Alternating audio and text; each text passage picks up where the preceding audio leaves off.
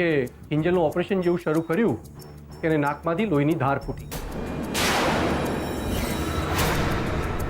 Doctor સાહેબ આનો કોઈ ઉપાય ખરો કે નહીં? અમે એક દવા ટ્રાય કરી છે. સામાન્ય રીતે 99% આ દવાથી બ્લીડિંગ બંધ થઈ જાય છે.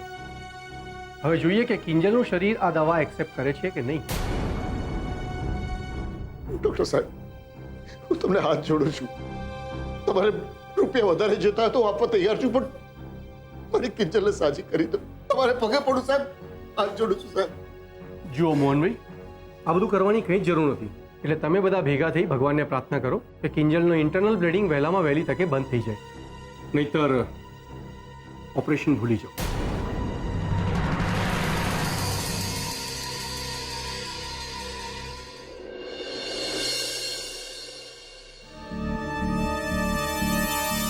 સરસ.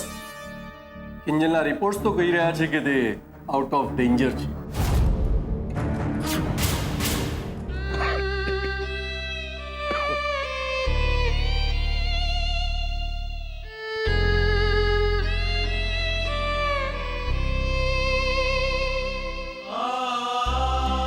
ના પાડીને નથી પીવું મારે.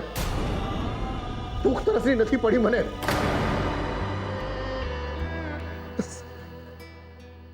મારી કિંજલ સાજી થઈ જાય.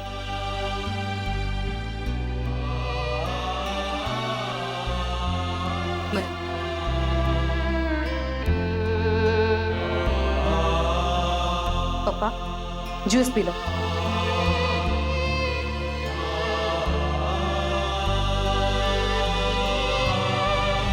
પપ્પા, કિંજલ ભાનમાં આવીને અમને એમ કહેશે કે મારે પપ્પાને મળવું છે, તો અમે એને શું જવાબ આપીશું?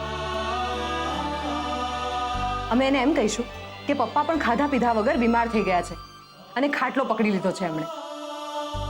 પપ્પા, તમે કિંજલની સામે એવું પ્રૂફ કરવા માંગો છો કે એ જ ફક્ત તમારું ધ્યાન રાખી શકે છે, અમે લોકો નહીં?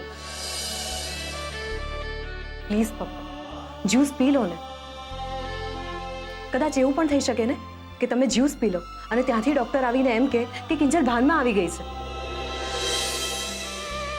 તો એના માટે દોડાદોડી કરવા માટે, એને મળવા જવા માટે તાકાત તો જોઈશે ને. પી લો પપ્પા.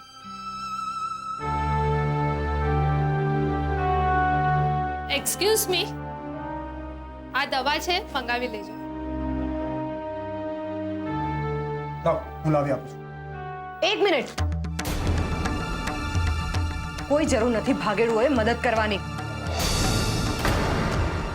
હજુ 2-4 દિવસ રોકાઈ જવું તું ને મુંબઈ.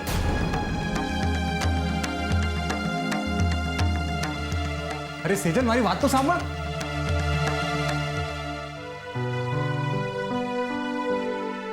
મમ્મી, પપ્પા, મને ખરેખર કામ હતું એટલે હું ના આવી શક્યો. આઈ એમ સોરી. પણ ડોક્ટર, કિંજલના કોઈ ઇન્સ્યોરન્સ નથી. You mean no mediclaim, no insurance? એ બાબતની મને જાણ હતી જ, એટલે જ તો મેં ઇન્ટરનલ બ્લીડિંગનું બહાનું કાઢી એક બીજા ઓપરેશનની રજૂઆત કરી. ડોક્ટર, તમને લાગે છે કે એ લોકો 2 લાખ રૂપિયા લાવી શકશે? કેમ નહીં લાવી શકે? હમણાં થોડી વાર પહેલા જ તો કિંજલનો બાપ મને હાથ પગ જોડીને કહેતો હતો કે ડૉક્ટર સાહેબ, તમે માંગો એટલા રૂપિયા આપવા માટે હું તૈયાર છું. અને પાછો માસુક સંઘવીનો વેવાય, એટલે પાર્ટી માલદાર હોવાની જ. વાંધો નહીં આવે. જેટલું ખિસ્સું કપાય એટલું કાપી દો. એમ પણ આટલી મોટી હોસ્પિટલનો ખર્ચો આપણે જ કાઢવાનો છે ને.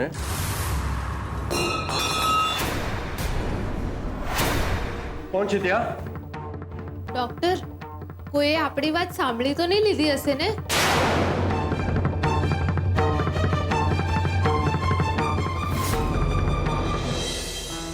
પપ્પાજી, મને લાગે છે કે ઘરના કાગળિયા સહી કરવામાં તમે થોડી ઉતાવળ તો કરી જ નથી. કમસે કમ મારી આવવાની એક દિવસ પણ રાહ જોઈ હોત ને તો થોડો ઘણો ફરક તો પડી જ જાત. એમ તો અમારે કિંજલને હોસ્પિટલમાં દાખલ નહોતી કરવી જોઈતી, હે ને? એકાદ દિવસ તારી આવવાની રાહ જોઈ લેવી જોઈતી હતી અને કિંજલને પણ ત્યાં રસ્તા પર જ પડી રહેવા દેવી જોઈતી હતી. તો બહુ મોટો ફરક પડી જાત, હે ને? અરે પણ સંભળાવે શું કામ છે તું મને આમ? હું મુંબઈ શોપિંગ કરવા કે ફરવા નહોતો ગયો, કામથી ગયો તો હું. અને મને કઈ સપનું આવવાનું છે કે કિંજલનો એક્સિડન્ટ થશે? તો પણ માણસ કહીને તો જાય કે નહીં? હા, મારી ભૂલ થઈ ગઈ બસ.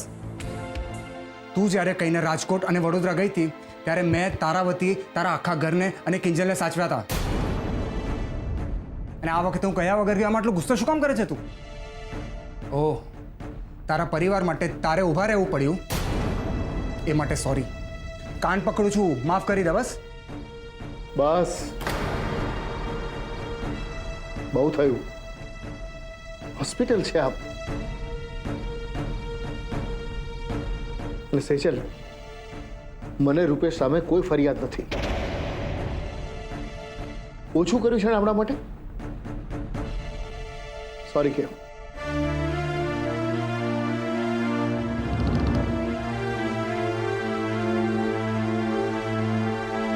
કે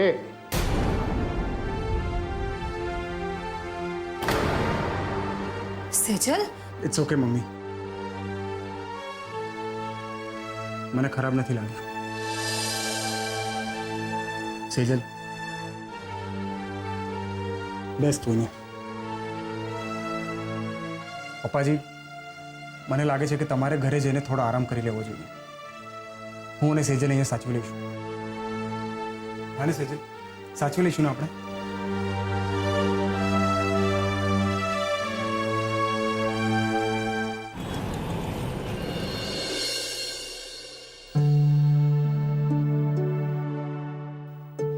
અરે આ ચા તો સાવ ઠંડી થઈ ગઈ હશે.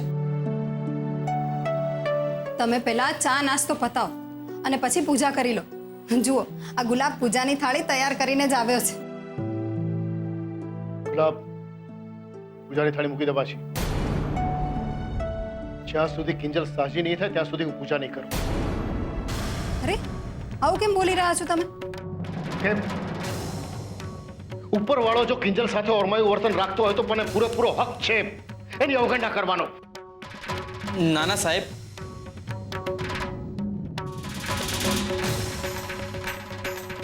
આમ ભગવાનથી નારાજ ના થાવ. કિંજલબેન સાજા થઈ જશે. છોકરો સાચું કે છે મોહનભાઈ. કિલર, તમે અહીંયા? અરે આવો ને શાંતિલાલભાઈ, કઈ ચા નાસ્તો? ઔપચારિકતાની કોઈ જરૂર નથી. નો ફોર્મેલિટીઝ. હવે આ ઘર મારું જ છે.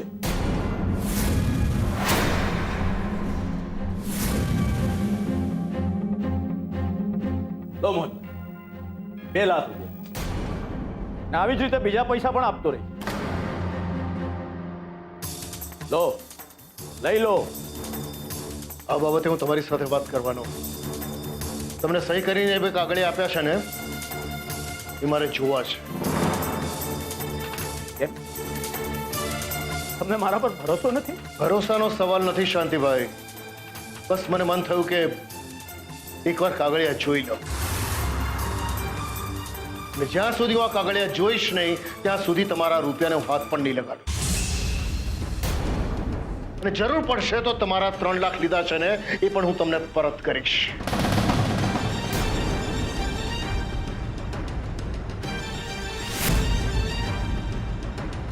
મોહનભાઈ, તમે જાણતા નથી કે આ શાંતિલાલ એકવાર આપેલા પૈસા ક્યારે પાછા નથી લેતો. અને બીજી વાત, એના ભૂલતા કે કિંજલની પણ આ જ મરજી છે. હું નથી માનતો શાંતિભાઈ. ઉલટાનું હું તમને એમ કહું કે કિંજલ હોસ્પિટલમાં છે એનો તમે ગેરલાભ ઉઠાવી રહ્યા છો તો